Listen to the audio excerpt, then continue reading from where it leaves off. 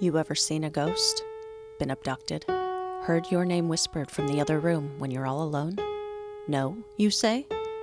Me either. But if you're like me, you're still fascinated by the paranormal. It seems everyone else has had an experience, and you want to believe it all. So why doesn't it happen to us? What does it all mean? How does it work? Is any of it real? Welcome to Paranormal Girl, a show that will attempt to answer these questions by taking the paranormal completely apart in search of proof. I'm not a blind believer, nor a hardened skeptic. I'm just looking for answers and willing to accept what I find. Welcome back to the Paranormal Girl podcast. I am your host, Kristen. But I'm also the guest today. That's right, how the tables have turned. This was also going to be a dark week for the show. I know, mass hysteria. It still is, but to keep it all going for another week as we amble our way on up to the season 4 premiere, I thought this would be the perfect opportunity to feature a really outstanding podcast. Middle-aged and Creeped Out covers all sorts of paranormal and supernatural topics. Every Wednesday and Saturday, Todd, Shawn, and Nate bring their fun, witty, conversational style to topics like Ouija boards, Egyptian pyramids, gargoyles, most recently, the boogeyman. The boogeyman, y'all. Come on, so good. And of course, they shake it up here and there with a guest, and I was so lucky and very excited to be invited to join them on an episode recently. So I'm going to play that conversation for you now.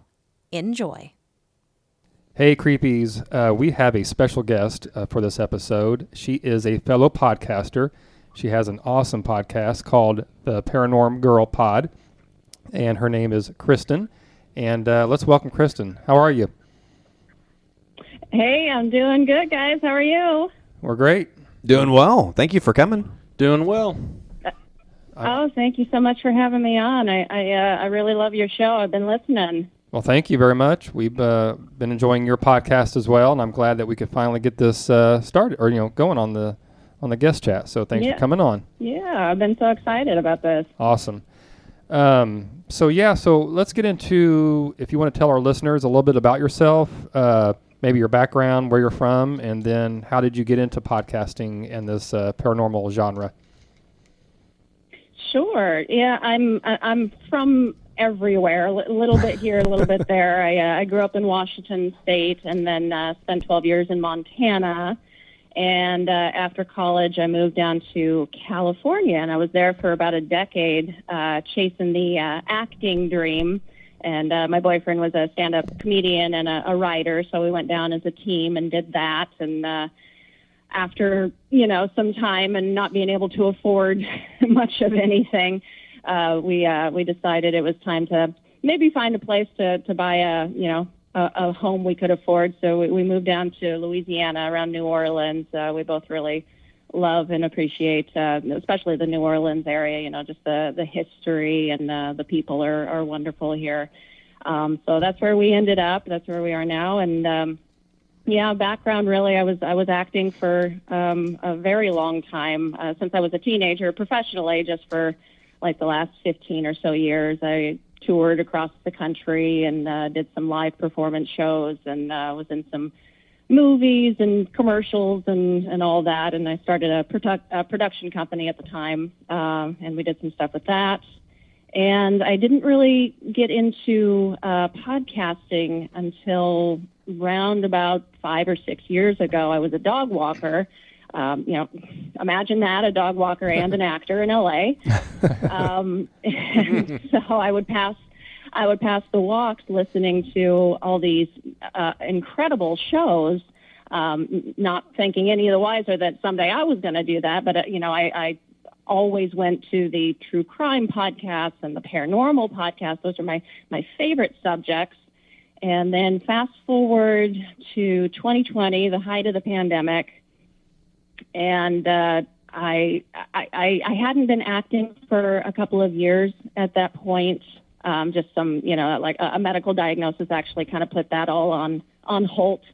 But I still had that performance aspect to my life. Like, I don't think that ever goes away. So I was just sitting there thinking, I was still working at the time, but I had some extra time on my hands, and I was thinking, what would be really cool is if I could do something with this performance. I love these types of podcasts. I don't know what I would talk about. I do love the paranormal, but I'm no expert in anything. And then it kind of clicked. It dawned on me, maybe that's where I can come from, is the fact that I'm not an expert on this stuff. I'm a fascinated, skeptical believer in this stuff, but I don't really know what it all means. I don't really know what I believe or think about it because I don't know that much about it, like the nuts and bolts about it. I bet other people would like to hear, the concept of shadow people or hauntings or demonic possession, like every single, thing about it, like that background and that history and the experts and all of that, and really get this whole world understanding of it like I would. Sure. And so that's basically when Paranormal Girl was born. Awesome. That's a heck of, yeah. First of all, I want to say, what a city that you live in, New Orleans. That would be cool because of all the history and all the paranormal, stories that come out of that city. So that would be awesome to live, One of the most haunted cities in the country, right? No kidding. What a great city. I've never been there, but I've heard. I haven't either. Is, yeah. And everybody, the people that grow up here, they know all the stories, and it's just kind of part of the culture and the lore here. Yeah, I live about 2 miles away, actually, from the Honey Island swamp monster. So, oh, wow. I mean, one of these days, I might get a picture of him. There you go. You have to post it on Instagram. Make for a great episode, right? Yeah, that's cool. Yeah, absolutely. Does your boyfriend, does he still do stand-up comedy, or did he, does he still do that? He does stand-up comedy for me, just personally, because he thinks he's funny. But yeah, right. Yeah, no, don't all boyfriends doesn't and do it husbands? Professionally. Yeah, me and his mom.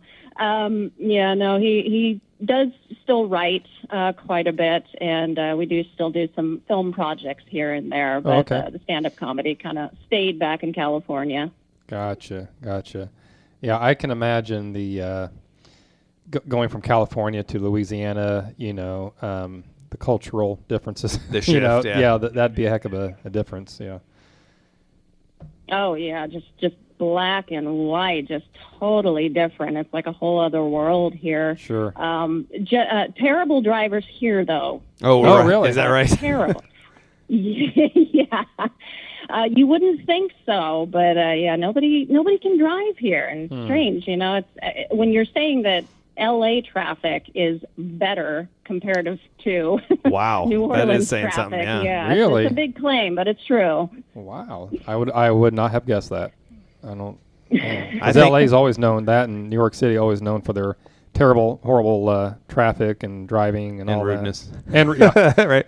Yeah. But when I think of New Orleans, I think of the ghost factor, of course, but I also think of good food.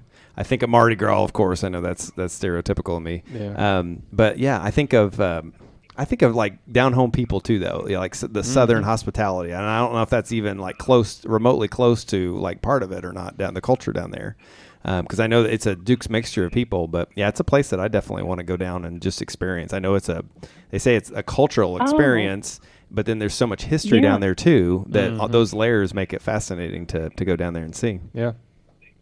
Yeah, have you've never been to New Orleans? No, I have never been. I'd love to go though. Oh, yes. Well, now is the time. Now that the pandemic is kind of over, or we're on the other side of it. Right. Hopefully, fingers crossed. Yeah. Make sure you get a trip down here, because it's it's really an incredible place, and there are some incredible people. That being said, I moved here kind of expecting that Southern hospitality kind of on a full scale.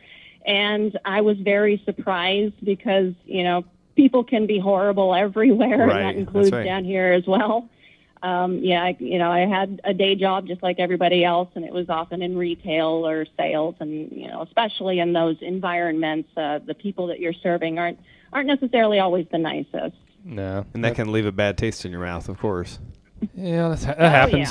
Yeah. Well, they're the ones that you Yep. remember. I mean, I was in banking for 15 years. When I started as an 18-year-old, I remember, here I am 51 years old. I remember my first, they were members instead of customers, but the first member that yelled at me at the drive-through, and I was like, oh my gosh, like, I don't know what I did, gave them the wrong amount of money back. I have no idea, but I messed up, and they just ripped me.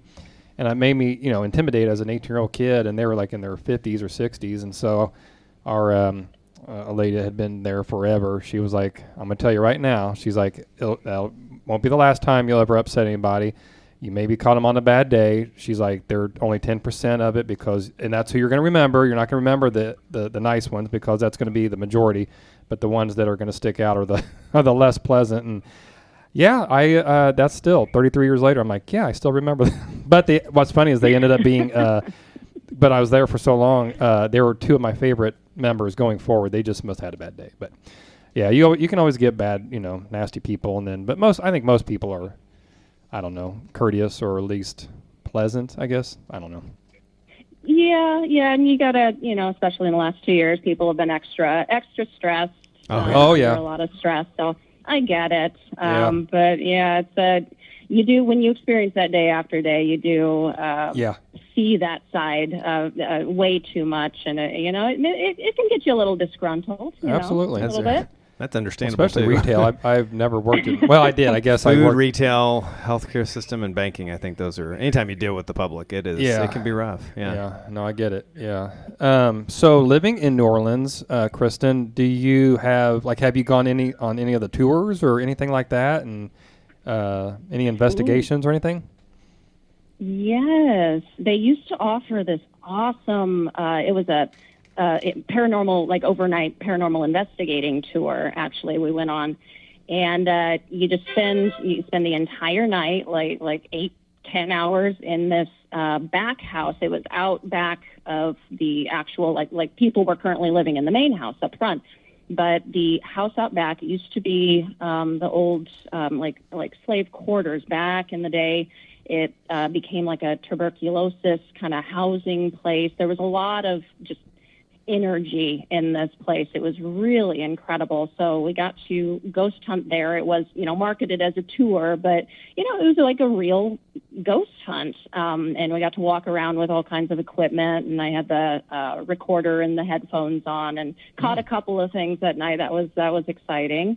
I don't think they do it anymore, but, and then we just recently went on one of the swamp tours here down at Honey Island Swamp. And, just you get on the boat. It's exactly what you would expect. You get on the boat and you're zooming across the swamp and down the rivers, and they take you all into the overgrown shrubbery, and you feed marshmallows to the raccoons and see some wildlife. Yeah, that was cool. So, but those are the only two that I've done so far. Okay.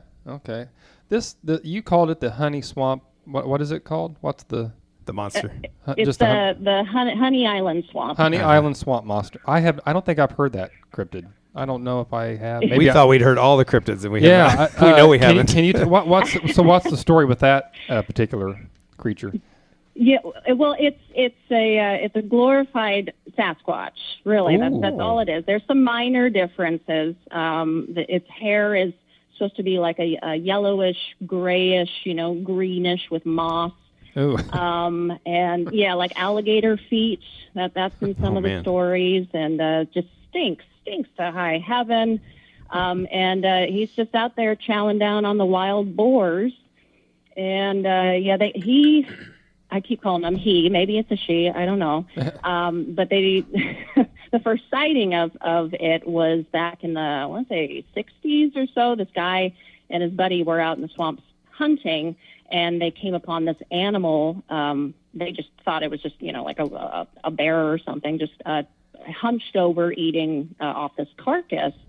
And, they were like, okay, well, we better get out of here. And they started backing away, and I guess stepped on a stick or whatever. And this thing shot up onto its feet and turned around and looked at them. And they were like, oh, my God, that's a humanoid thing. And they got out of there. And they would go back like later that year and get plaster footprints of this thing. And yeah, it's a whole big thing down here. People really believe in it. Like, you don't go out in the swamp alone. You do, you don't come back. Take a buddy, right? The buddy system. Yeah. Yeah. Gosh. Yeah. Take a weapon. Place I always wanted. If I go down there, I want to go see the I always say it wrong, I'm sure. Is it La LaRue or La Larue mansion? Because I'm sure I'm saying it wrong. I don't know how to say it. Yeah, I don't know. I've heard it both ways. But I think it's, yeah, I think so. But that has such a horrific past, and just some of the stories out of that. I would love. I know you're not allowed to like go in it. You can only like go close to it, but it's still. I think it's still privately owned. Oh yeah, Nate's pulling up a picture of your cryptid, your swamp monster. He's definitely one I would not want to. He or she. Yeah, you don't want a mystery date with him. No. Looks like he could rip me in half. Yeah, but the La Larue Mansion, that's another like favorite of mine, and I don't know if I mean, I know you can't go into it anymore, and like Nicolas Cage owned it for a while, right? Yeah, Nicolas Cage owned it for a while, and then I think it changed hands again. I don't know, that the amount of times that it's changed hands is kind of absurd. It's profound, but every couple of years it seems to. I've been thinking about buying it too, so change hands one more time, right? I wish. No, I don't think I wish. No. Well, with the amount of apparitions and ghosts running around there, maybe they wouldn't mind that at all. So yeah, that's a good right. Deal. Change the spirit. Yeah, I can only imagine how many. I went to Savannah last summer with the family, and we went on a walking ghost tour. And I can't. They have tons of tours, and I can't imagine. I would imagine New Orleans has the same. I bet there's, all kinds of different companies that take advantage of that, which is awesome because New Orleans actually. But. New Orleans, yeah. I used to call it New Orleans when I was little. And then the last few years I call it New Orleans, but who knows? Anyway, but that would be that'd be an awesome city to visit for lots of reasons, but definitely the creepy factor would be very cool. Yeah, we got to get down there. Yeah, so Sean, put that on the list. Yeah, well, I haven't been. You said you were in Savannah and did some walking tours. Yeah, we did one, and it was great. It was a perfect night, and we saw there was five. They're all within a mile, I think, or there's like 2 miles maybe, but 5 locations that we would walk to, and then he would tell the story about. He would tell like the fictional story, and then he would tell, okay, this is what really happened, and so it was kind of neat to hear the fun, the fictional part and the people that kind of just ran with the story and kind of made it their own, but then the actual factual part of it. And then he had a little iPad with him, and he would show, because he's a tour guide, but he's also an investigator, and all these places he has done investigations and overnight stays and different things like that. And so he would show on the iPad some of the things that they captured from their investigations. So it was really awesome. And there's only like 8 of us, and my wife and 2 kids. We have an 11 and 14-year-old. I wasn't sure if they were really going to enjoy it, but they did. And it was just so cool. But you're walking in this city that's from the Civil War and farther back, and just the beautiful mansions, but all the different stories of the paranormal and so it was really cool. So I would imagine New Orleans would be very similar, with all the history. I'm telling you, you guys got to make it down. You can stay at my pad. Okay, there we go. Sean, write that down. It's kind of funny that when we were, Nate and I and our families, we went down for fall break, we went down to Alabama. So we were all the way down in the lower part of Alabama, Fort Morgan. Mm-hmm. And our wives said, why don't you and Nate, take a trip, maybe take a couple of the boys, go to New Orleans from there. And I said, well, how far is New Orleans? And she's, it's like 2-3 hours. We looked it up, and we're like, what was it, like 5 or 6? We're like, she's like, it's just a couple hours. I'm like, a couple hours. It wasn't close. It was not close. I was like, you got to go all the way back up into Alabama and around to Louisiana. Like, no, it's not that close. So they were like, we thought it was closer. Yeah. Looks real close on a map. It's deceptively far away down here. Like, I have a buddy of mine. He runs a podcast, but he used to do some investigating over at, West State Penitentiary. And so I was thinking about, maybe joining him or going to, there was a convention there recently and I wanted to go, and I was like, it's just like, a state or 2 away. Like, that's not too far. And it's like 14 hours from here. Oh, man. Like, wow. There goes my convention dreams. Yeah, right. Seriously. Gosh. Now, Kristen, how long did you live in LA or California? How long was that? Did you say? I lived there for 10 years. 10 years. Yeah. So did you? Yeah. So in LA, did you do any tours, investigations, anything like that, or any stories from the paranormal from? You know what? We actually did do one paranormal investigation right before we left. It was the office building for where my boyfriend worked, and it used to be an old funeral home, and they had like the mortuary in the back, and the examining rooms, and where you set up the the people and stuff before the viewing. And they still had the old chapel there on the side, and so they his coworkers and the management and all that, they approved it, and but they all had stories, all these stories of seeing these figures just out of the corner of their eye. One was talking about she'd be sitting at her desk and feel, like eyeballs on her. You get that perception, and she'd look up and see a figure down at the end of the hall, but it was dark, so she wasn't sure, and she turned on the light, of course, and nothing was there. So we're like, okay, well, there's something here, and we like to do this. We're interested. Let's just go and investigate. We don't know what we're doing. It's our first one, but let's try. And so we got to spend overnight there and caught a couple of things.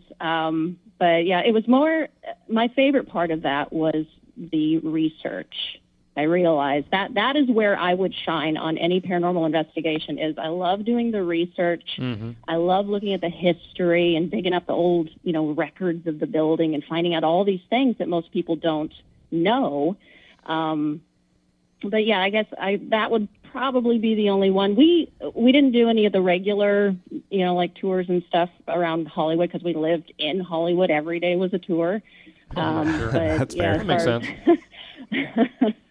Paranormally speaking, though, that's really the only one that we got to do there. There's surprisingly not a whole lot, considering just how haunted Hollywood is. They've got amazing paranormal lore there. Deep history there, yeah, for sure. Absolutely. The story, I think everybody knows it by now, but the woman, the actress who, threw herself off the H, I think it was. Mm-hmm. Like a day before she was going to get her big break. That's a big legend there. Just a lot with people will see, Charlie Chaplin and old directors and stuff sitting in their old favorite, cafes or cigar shops along the boulevard. There's some cool, and you could just feel it, it's just an energy there in that specific part of the city. It's very cool. We did a mini episode on haunted Hollywood, and we had a lot of fun with that. And it was one where we were like, man, we could have done more, because I've also never been to LA. I've never been to Hollywood, and I would love to do that, because I'm a big movie buff, love Hollywood. I like old Hollywood too. So that's like right up my alley. Yeah. You would love it. And if you ever go, definitely. You can find like a haunted tour or whatever. They'll tell you some of the history and some of the people that have been spotted. I would love to, if I ever make it back there, I would love to do something down at the Cecil Hotel. Ooh, the Cecil, yeah. Now that has become like a very big thing. I was there when that whole happened with the lady in the water tank. Oh yeah, right. Yes. Very weird time. Those videos really creep me out. I'm a big James Dean fan, and I grew up in Kokomo, Indiana, and it's real close to James Dean's hometown, which is Fairmont, Indiana. And so I grew up, my dad and my mom were big fans of his too, and all the tragedy of his life. But it's so cool. And I love feeling that connection to him, because he connects into so much of Hollywood, and he was such a flash in the pan. But it's so neat to see, an Indiana boy that made it, but then it was just such a tragic end into his life.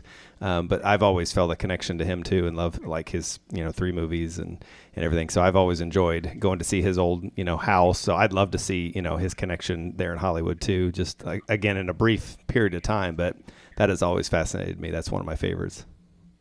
Yeah, absolutely. Him and of course Marilyn Monroe. Yeah, just these old actors and actresses that just have these incredible lives, just legendary lives, and then, cut short like that, just in such tragic ways. Marilyn Monroe shows up in a lot of places, doesn't she? Yeah. She frequents all over Hollywood. I think everybody sees her somewhere. Right, exactly.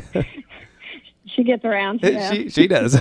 Did you ever visit Hollywood Cemetery by chance? Did you ever go there? Yes, I was there a few times. They actually did these really cool during the summer outside movie nights. And so you got to go, and it's going to sound disrespectful, but you would go and lay out your blankets between, like the different mausoleums and the headstones and all of that, and you would sit there with them and watch the movie. And saw some great movies. Blade Runner, that was a good one. Oh, gosh, yeah. and one of the actresses Harrison came up Ford. afterwards and did a little Q&A. Yeah, it was a lot of fun, but that certainly sets the mood, too, when you're It's looking spooky, around. but cool, yeah. Yeah. So I got to do that a couple of times. That's a cool cemetery. Yeah. So they didn't play Night of the Living Dead? Nobody'd watch it. Yeah, that'd be. I'm sure they did at some point. I missed that night. They say that's like watching Jaws in like a lake in a little They'll tube, do you that. know. They'll Yeah, have at night, and like, oh, something's got my legs. Makes it a little uneasy. Off the beach. Yeah, the beach would be really weird. But Oh, yeah. a lake, I think I can handle it. But yeah, that's cool. No, because there's just, you see at least I do, some of the accounts I follow on social media, a lot of them go to the Hollywood Cemetery and try to get EVPs and, try to capture maybe a ghost, walking through at different times of the day or the evening. So I was just curious if you went there, because I know it's a popular destination, and of all the people that are buried there, who knows? Maybe there's something. Yeah. What do you like? I'm the host here. What do you think about like actual catching energy in cemeteries? I've heard so many different things about them actually, being there, things actually being in cemeteries. I've heard a lot of reports over my life, and it's funny that you mentioned this, because we have cemeteries around, obviously, Plainfield, where we're at here, and different areas that I've been.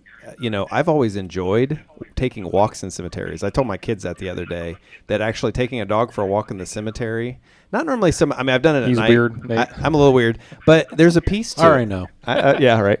There's a piece to it, and I was walking our dog Judith the other day, and I was thinking that, and I don't know. I even went by like the mausoleums, and I was just you just get this energy. So I truly believe that there's possibly stuck energy. I like to think that our ancestors, relatives, have moved on and they're not really there per se. But I think there's definitely energies in there. Sometimes dark. I mean, I don't know that it's always light. But I've always gotten, for at least the ones I've been through, have always been very peaceful. I know there are cemeteries out there that don't have such a good reputation, but I find that there's a peaceful energy.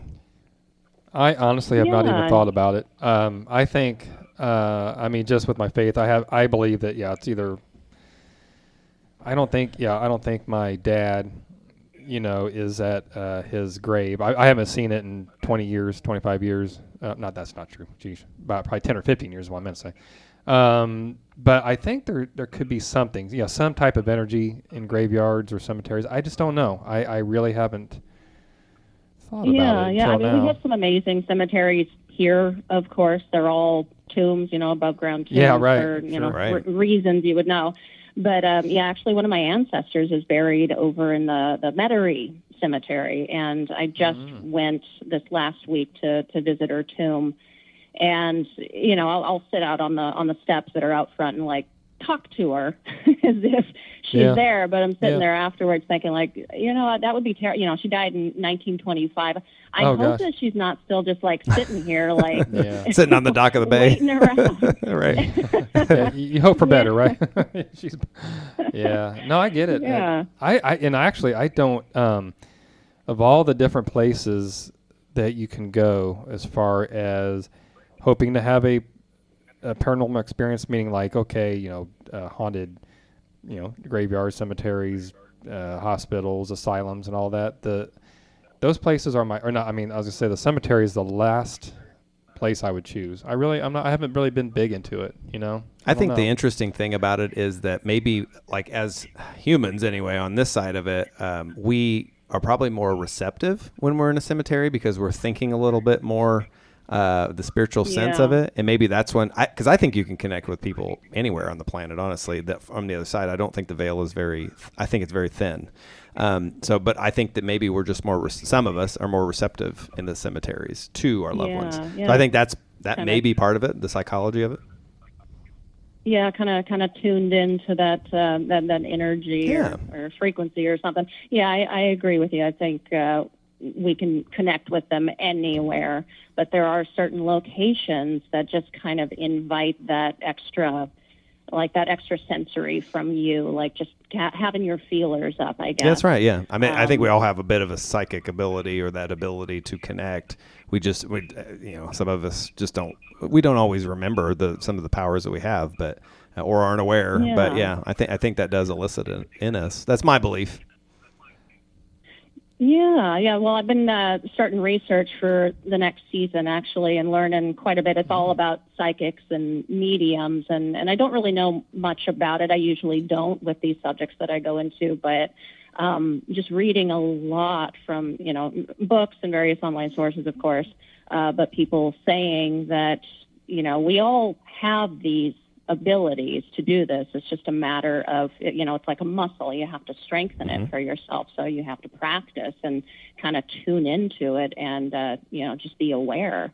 And I don't know if that's true, but I'm kind of testing it for myself for the next couple of months. I've been reading a how-to book, how to do it, and there's a lot of meditation involved. So, right. If anything else, maybe I'll just be a lot less stressed by the end of it. But, That's right, yeah. That'd be cool. Meditation's always a good thing, right?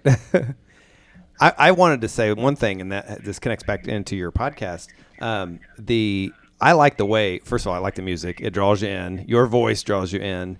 But I like the way that you take the paranormal and you're taking it apart, you're dissecting it, and you're trying to understand it from a very scientific, analytical view. And one, you're very clear, like, I haven't had experiences, but I would like to. I'd like to know why people are having them. So I find that fascinating that you set up that frame of reference early. And I think that makes people very comfortable. Like, okay, I'm right there with you. I understand. So I like the fact, and you feel like a truth seeker to me, somebody that's like, I'm looking to see, I may not understand it all, I may not believe it all, but I want to know, I want to find out. So you're talking to as many people across the spectrum as you can to get your answers and to get your truth. Yeah, well, it always seemed to me like people are so sure. They're so sure about what it is, what they think, what they believe about it, and they either are fully skeptical about it or they're full-on believers, and neither of those camps really know enough information, I don't think, to know why they think the way that they do. So, I find myself in this kind of I am open to it. I'm open-minded to it, but I am skeptical. Right. I still need to see that kind of proof. And that was actually a big surprise to me. As I was getting into the show, I started meeting a lot more people that were just like me, who they are open-minded skeptics, and they just want the truth. Right. I mean, ultimately, that's, nobody is a cynic here, where skepticism is simply just, I don't have the proof yet. Once I do, then I'll know, Well, I think it's refreshing to have that, because you're very unbiased.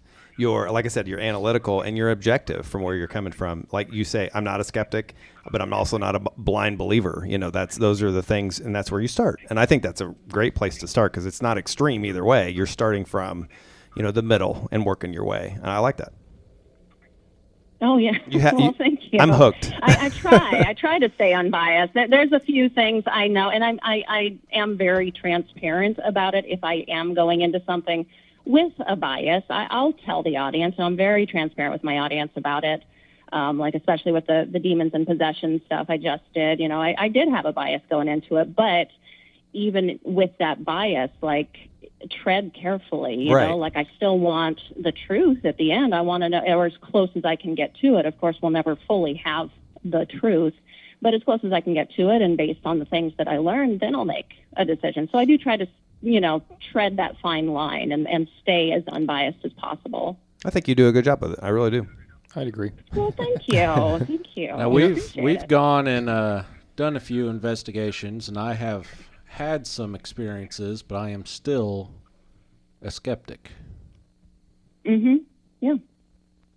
Yeah. But Now, open-minded. Yeah, But I mean, you're open-minded, open. yeah. Isn't that interesting though? Like even with people who do have these experiences, that you can still be skeptical. Like are you question what you saw? Yeah. Well, not necessarily question, but or maybe it's a hunger to see more, to prove more. Not that I'm 100% buying it. Maybe. Yeah. Yeah. Or want to know why. And Like but what's I'm causing it. Yeah. Curiosity, and just intrigue. You're probably talking about Whispers Estate, where when you heard the footsteps and what, Yeah, like you had Whispers Estate, but then Bobby Mackey's. Bobby Mackey's, I'm trying to think where all and the Nate Waverly. Nate gets to hear all the things and experience, and Shawn and I get nothing. He's our spirit magnet. Although at Waverly Hills, which we just did back in April or March, I don't know.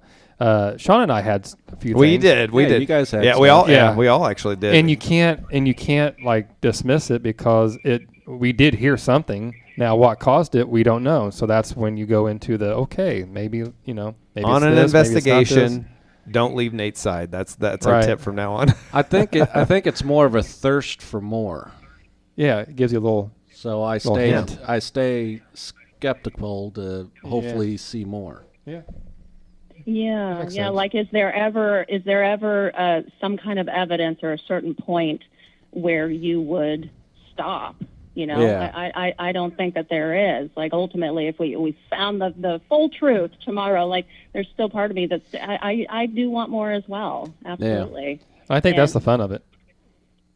Yeah. I mean, There is a certain amount of fun, especially with the paranormal investigating as well, and it's just very exciting. Mm-hmm. I've had a couple of paranormal investigators that I've been able to interview on my show, and it's just like I don't do video when I'm doing my interviews, but you can just hear their face light up as they're talking about their That's right. experiences. Oh yeah, and yeah. all, It's more than a talking hobby, about right? their- Yeah. Yeah. It's really It's a passion. calling, Yeah, it is a calling. You're right. Yeah. I like in just the 41 episodes that you have had like psychics. That's a huge thing that you talk about. The Mandela effect, Mandela effect. However, yeah, maybe not. You have had several paranormal investigators. And I think I have not gotten to listen to all those, but the demon possessions you talk about a lot. I did get to listen to the interview you had with the priest. I thought that was really interesting. Was that the two-parter? Yes. Yeah. And I thought that was really interesting to delve into his belief system and where he's coming from his frame of reference. Sure. And I thought that was fascinating. Yeah. Yeah. Oh, well, thank you. From the exorcism. That was a really, yeah. The exorcisms, well, it was so that's cool to have, fascinating to me. Yeah. Well, Archbishop Plato, I mean, we couldn't be more polar opposites as far as where our foundation lies. But still, it's so cool to listen to somebody with such polar opposites of, where they're coming from, just to try to learn and understand, that exists. And, he was really cool. That was a lot of fun. That whole season with the, going through exorcism and possession and, demonically haunted locations and all of that. That was such an eye-opening experience, like truly. So I'm glad I did it. I'm glad it's over because it is. It's spooky, isn't it? Yeah. Well, the fact, and you're talking to an archbishop. That to me, when you hear that kind of that's like saying, let's talk to the president of the United States. That there's a certain amount of like respect that comes with archbishop. Like, oh, this guy knows his stuff, obviously. So that also has to be a little intimidating. He certainly did know his stuff. Yeah. I especially appreciate him because I did kind of go into it like, oh, he's an archbishop and an exorcist, and he's been doing this for decades. Like, it kind of straightens you up a little bit. Sure, on your toes, right? Coffee. Yeah. No, I think you did great. I think you handled it well, answered right. or asked the right questions. I could hear the respect in your voice, and I from a listener, I could hear the respect in his voice too. Like back to you, yes. He wasn't trying to force you to believe what he does Or demean you, you're right. you didn't do. Yeah, I mean, you guys had that was a great. It was professional. Yeah, it was very done well. But on both sides, you guys did great, and I loved it. Yeah. So. I like that you're talking about shadow people. We've talked about shadow people, but you also brought That's up where I'm like at now. shadow animals. Yeah. Episode 7. I told you I'm bebopping around. It's a buffet to me.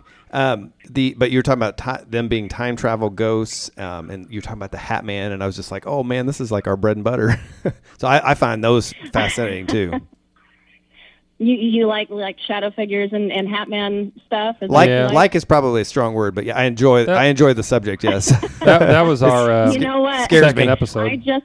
I just joined a Hat Man appreciation group on Facebook. Did you really? I don't. That's awesome. Yes, I love it. did. It's brand new. They've got like 5 people, but I saw it. I was like, ooh. Oh, That's hilarious. That's awesome. We'll be 6, 7, and 8. Yeah, I'll join it. Yeah. And I wear hats all the time, so yeah, I'm kind of you like guys over there. Yeah, it's that subject in particular is such a it's so creepy and intriguing and mysterious and like that's one of those subjects, those paranormal subjects that most people they don't know enough about it to know why they are afraid. Right. They That's just right. see all of these other stories, these stories of encounters, on Reddit or on Facebook or whatever, and somebody had a bad experience.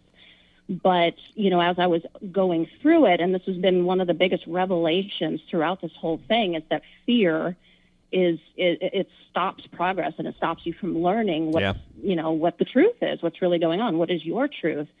But, yeah, just that fear. And so they take that and it makes them afraid. So they think it's all bad when that's not necessarily the case. And that's not, the conclusion that I arrived at anyway by the end of it.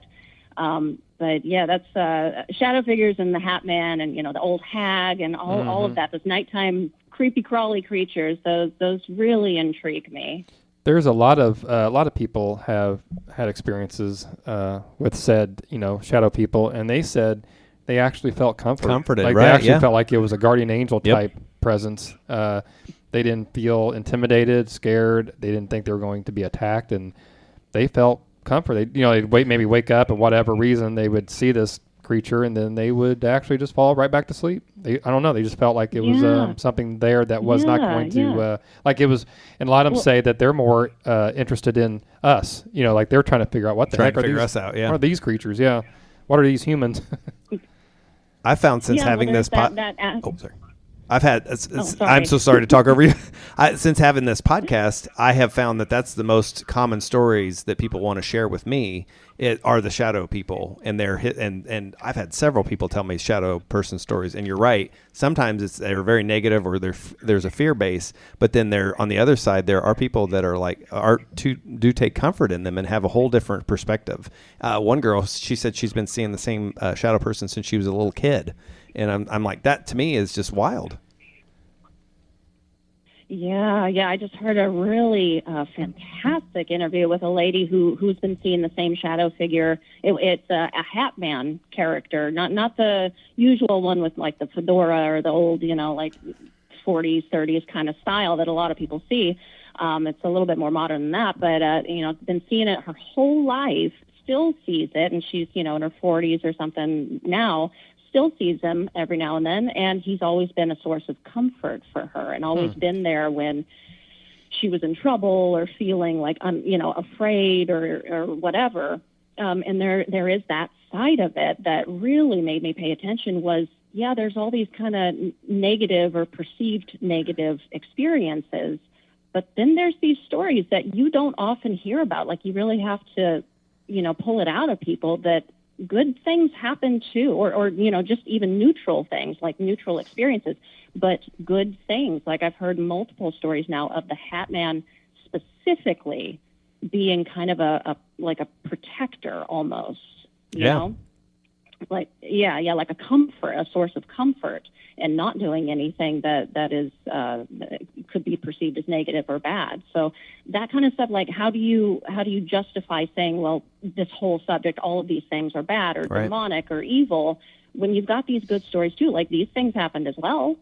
So how do you what are we saying here? What's going on? I think it's interesting, that whole point of what they're trying to figure out. They're trying to study and figure us out, just like we're trying to figure them out. Or it is interesting to think that maybe, there is a benevolent. I think ultimately the universe is benevolent. I really do. I know there's there's good and evil. There's forces at work that we're not always aware of or attuned to. But I think it's ultimately benevolent. And I think I've always, ever since I was a kid, believed that good wins in the end. That is the idea. And so I do think of that too. Like just because we don't understand it, or but it's spooky or scary or creepy or gives us the chills, that there may still be a good explanation behind it. There's something positive, a positive message. Yeah. Just because something is dark, that doesn't automatically make it evil or bad. I'm with you on that. Like, I tend to believe that it is a benevolent universe as well. In fact, I've stated multiple times and throughout the episodes that I didn't really have this concept of evil, like in the universal scheme of things, evil being a real, like a thing. I don't see it anywhere but within my human experience. I see it in other humans. We do terrible things. But I've never been, attacked by an unseen force. I've never been, hurt like that or anything that I would be, perceive it as evil. So I'm kind of with you there. Like, I like to look at it all as benevolent, or they're curious, studying us, watching us for some reason, something like that, more of a curiosity thing. Yeah, I would agree with that. Yeah, I believe in good and evil in a faith-based way. But I think as far as talking about shadow figures, it's not all just one or not the other. Black and white. There's a pun there. Well, and what's interesting is a lot of people see these creatures during the daytime, in their house or outside. It's not always just in this, at 3 a.m. or midnight or whatever. It's a podcaster I listened to. His wife was by herself. And she was sleeping on the couch, just taking an afternoon nap. Beautiful day, sunny. The sun's shining in the windows, and she had kind of like that paralysis, which I've experienced. I had that, and I've talked about on our show. But and she saw a figure a little bit away from her, but close enough to freak her out. But it was a hat man or whatever you want to call him. And she felt creeped out, but she didn't feel like he was ready to kill her. She didn't feel like to that level where it's, oh my gosh, my life is in danger. But it was more of a, she couldn't explain it. And then by the time, she snapped out of it and was able to move and all that, he was gone. So there was nothing, it's just kind of like he was there, and she kind of had this paralysis feeling for a couple minutes, and then just back to normal. But so it was just kind of like, what in the heck happened? So she wasn't sure. She didn't think he was threatening, but then again, it's like, why is this happening? It wasn't the best thing to happen. So it's just, who knows? That's the fun part. Who knows? Yeah, I can't say for sure that if I were to ever encounter a hat man that I wouldn't immediately be freak out. Little freaked out. Yeah. Yeah, no kidding. Yeah. What? Yeah, but. Oh, go ahead. Oh, I was just going to say, it reminded me, I told it on the conclusion episode recently, but I did see something, like something that might be perceived as being not all that great. It kind of looked like the lady from The Grudge, that kind of character in the middle of the night. And, skeptics can look at this story and say, well, that's just a hypnopompic hallucination kind of thing. But I woke up and I sensed something in the room, and I turned to look, and in the far corner there was this, this woman standing there, and her, black hair in front of her face, and she was just standing there. Like, she didn't do anything. She didn't move, didn't talk, nothing. And my logical brain is thinking, like, looking at her, thinking, okay, that's not real. She's, lay your head back down. She's not going to be there. Okay. So I lay my head back down. I look back up, and she's gone.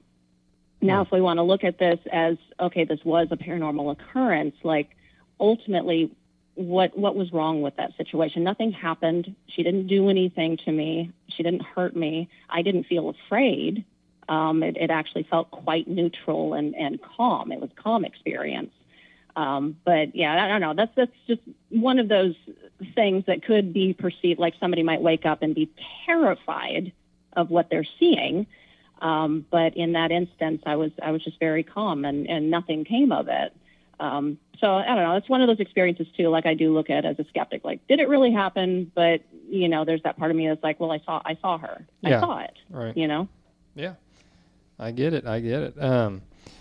To switch gears a little bit, we got a little bit of time left. What is your take on aliens and UFOs and all of that good stuff? Say that again. I lost you. That's right. What is your take on aliens and UFOs? All right. I don't speak a whole lot about aliens and UFOs, and I've said this before, but it's only because they're not paranormal to me. They're real. Like, of course they're real. Like, for us to believe that we're the only intelligent species in the entire universe, we're it, like, that doesn't make any sense to me. So it's not because I've seen something or experienced, been abducted or anything, but it's just, I feel like statistically, like mathematically speaking, it is impossible that we are alone in this universe. So yes, I am on board with the aliens and the UFOs. I think they are out there or here already. I don't know. I don't know where they are, but I do think they exist. Absolutely. Sure. Okay. I was just curious. Yeah, because I'm not a big alien UFO guy. Nate and Shawn, I think they like them a lot more than I do. But we like talking about it. since we've been doing the podcast, I've kind of, I don't know. It just, and I don't know what my, it's funny. We do our episode on something and we'll say, okay, what do we think? What percentage? And I think I was, 20, 80, 30. You're pretty low. Yeah. Like, I don't know. Now I'm at least 50-50, 60-40. Which is a huge progress for him. Right. So we did something right. Yeah, and it's just, but I love hearing some of the stories because it's kind of like the shadow people or other creatures. It's like, some of them, they're just curious, want to know how we tick and what we are, and then some attack, and some, it's just all over the place. So I'm getting a little more fascinated by it, but I don't know. I find it interesting that we're hearing more and more reports on, like the news media. Yeah, and that's starting to make me feel. And the Pentagon coming out like, we want to know like you guys do. That makes me a little nervous because I'm like, I think that's a little bit of BS in there. And like they're trying to either play catch up or the people they're letting talk aren't on like some of the higher level security clearances that they should be. Because I guarantee you somebody knows something. Like that is, it's kind of like, eh. So, yeah, that actually makes me a little nervous. Well, you look at the amount of encounters that are coming out, the videos, the experiences that people are having. Yes, it's blown up. Like there's so many happening right now. And then yes, the fact that the government is wanting to talk about this stuff and get to the bottom of it right now, and the fact that the CIA has spent so much money for the last, back in the, I don't know when they were doing all of the research that they were doing, but the big CIA UFO dump that they finally put on the website. But yeah, the fact that they want to spend money, like our government is interested in it. So that alone, kind of says to me, there's something there. Yeah, Space Force. Yeah, you're right, though. It has blown up just in the last few years, and it's like just every day pretty much or something, whether it's the government or just, the different sightings and just, I'm starting to creep up to the old, I'm thinking there is something there. Yeah. So I do think if there's some kind of an alien, quote unquote, alien invasion, we should really be skeptical because they're like, okay, now what are they trying to cover up if they're trying to throw that at us? Because it's like, I'm thinking the aliens, if they would have wanted to attack us, they could have attacked us hundreds, if not thousands of years ago. Yeah. So I don't think that's the point of it. They would have done it a while ago. Yeah. I'm sure if there was some massive invasion. Yep. Like 4th of July. Right, yeah. Independence Day. Independence Day on 4th of July. On 4th of July, right. Yeah, Independence Day. I love that. I had never seen that movie. My wife did, and I love that movie. What does he say? Welcome to the United States. Yeah, oh my gosh. Randy Quaid, his character. But I did love that movie, but I'm thinking, oh my gosh, this would be horrible if that's how it happened. I'm like, but you know what? I don't worry about it. I don't even think about it. Like, that's one thing I'm like, whatever, but happened. I know we've got a lot on our plate right now. Oh my gosh, that's all we need, right? It's funny because it seemed like nobody cared all that much publicly. That tells a lot, doesn't it? The government was, it's like, we're kind of dealing with like our regular life stuff here. We're beat down, aren't we, as a people? Yeah. That's and that's a good part. At this point. at this point, would it be a relief to be abducted? Just, Yeah, right. I know. Take me on a vacation. I please. think it's you talking about like with the COVID, and leading you into podcasting. It's the same thing for us. It was, oh my gosh, we're just all having our souls sucked out. What can we do to help and put some light back in this world? And that's why we do this podcast. I mean, it's great guy time. It's fun. It's interesting for us. It gives us an opportunity to feel part of something, but we're also bringing other people in to try to make sure that everybody's okay, and it is, to us, it's great. And I know you're getting to do the same thing, and that keeps your engine charged and your battery charged and moving forward and just bringing people together and giving them something else to think about besides all the horrific things that are out there in the world today. Oh, absolutely. Yeah. You're providing, I mean, it sounds weird, but you're providing a service to people, especially if they're so interested in this, and you're providing them an escape and something to look forward to every week. So yeah, that does keep me going quite a bit. That's why I started listening to podcasts a good 5-6 years ago now. And I thought, Mom, I don't want to sit there and listen to conversations and people talking about this and that, but I find it fascinating. And you're right. It's fun to be able to have a conversation without all the work and energy, but you get the benefits and the rewards from it. And God forbid you get educated or entertained. You're like a fly on the wall. Right. Mm-hmm. Oh, yeah. There's a lot of podcasts that started because of COVID. I heard one just the other day. They had no idea how to do a podcast. They don't have a radio background, anything in TV. That's us. It was us. No, but and they were saying that 2020 was.